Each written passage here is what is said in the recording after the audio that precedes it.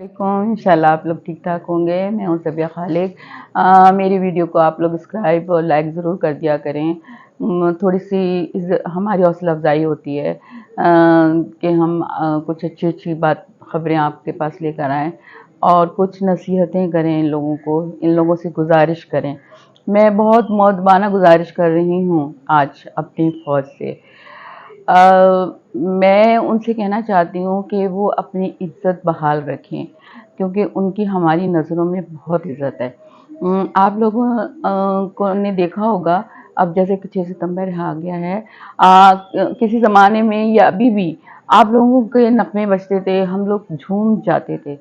चाहे वो किसी के भी हों, मैडम नूरजहाँ के हों, किसी के भी हों, उन्होंने आपके लिए इतने अच्छे-अच्छे नग़मे गाए, वो नग़मे ही हम लोगों का जोश और वलवला बढ़ा देते थे, तो आप लोग का कितना बढ़ाते होंगे।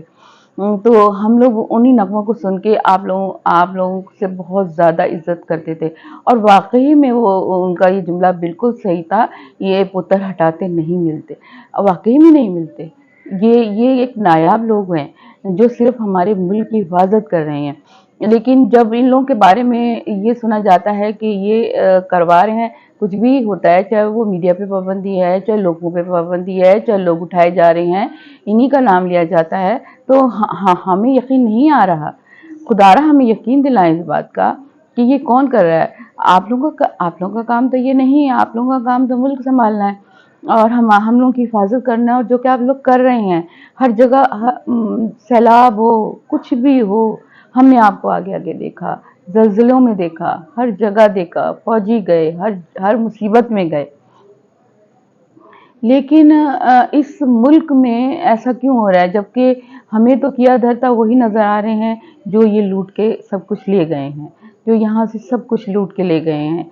और मीडिया पे इतनी सख्त पाबंदी है कि कोई एक लफ्ज़ नहीं बोल सकता, यहाँ तक कि लोगों को एहतजाज करने का दिखाने को भी मना कर दिया गया है। ऐसा क्यों है?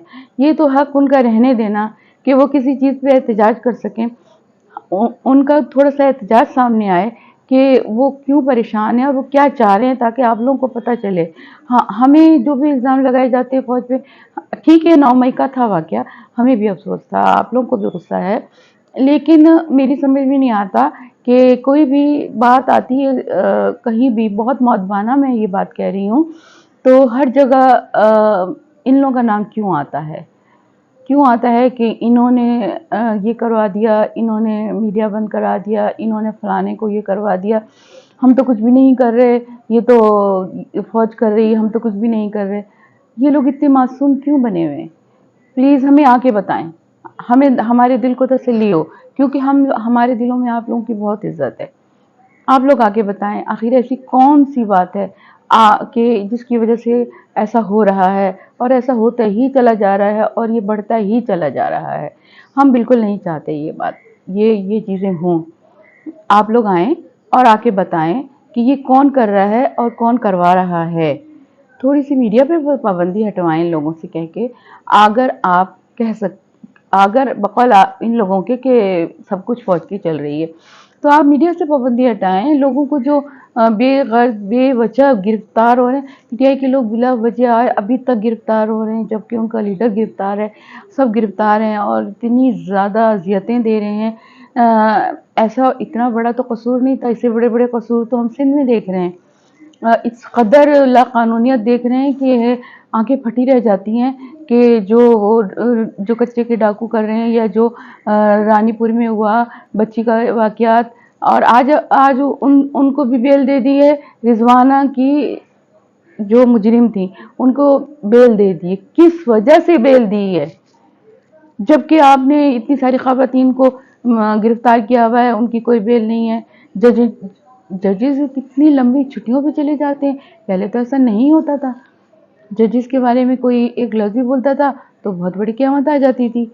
लेकिन ऐसा ज़ाहिर है, इतना बड़ी बड़ी बात होगी, अचानक 10-10 दिन की छुट्टी पे चले जाना, और आज आप आए और आपने उनको रिलीफ दे दिया। हमें दुख हुआ इस बात का। कुछ अरसे तो उनको सज़ा मिलती, जो उन्होंने उस बच्ची के साथ अज़ियतनाक सलूक किया, जो कोई देख भी नहीं सक रहा था, और वो खुशी खुशी घर चली गई। ये इस मुल्क का क्या कानून है? क्या जंगल बना दिया इस मुल्क को? कोई कानून ही नहीं यहाँ पे। جس کا جو دل چاہے وہ کر رہا ہے، جس کا جو دل چاہے وہ کروا رہا ہے. کیوں؟ مہنگائی اپنے آسمانوں کو پہنچتی چلی جا رہی ہے، کوئی پوچھنے والا نہیں ہے. پہلے سو موٹو لے لیا جاتا تھا، یہ مہنگائی کیوں ہوئی، یہ کیوں ہوا. اب تو ججز لگتا ہے پتہ نہیں کیا کر رہے ہیں، سمجھ ہی نہیں آتا ان کے اوپر کس کا دباؤ ہے، یا وہ خود ایسے ہو گئے ہیں. سمجھ نہیں آ رہا. تنخواہیں تو سب کو مل رہی ہوں گی، سب اپنا کام کیوں نہیں کر رہے ایمانداری کے ساتھ. ایمانداری سے ملک چلائیں تو آپ کا ملک چلے گا، ہمارا ملک آگے بڑھے گا، ہم لوگوں کو ریلیف ملے گا، ہم ایک خوشحال زندگی گزار سکیں گے. نہیں تو ہم اسی طرح مایوس رہیں گے. ہم بہت مایوس ہو چکے ہیں، بہت زیادہ. آپ لوگوں کو نہیں معلوم کہ ہم لوگ کتنے مایوس ہیں. انشاءاللہ آپ غور کریں گے. خدا حافظ.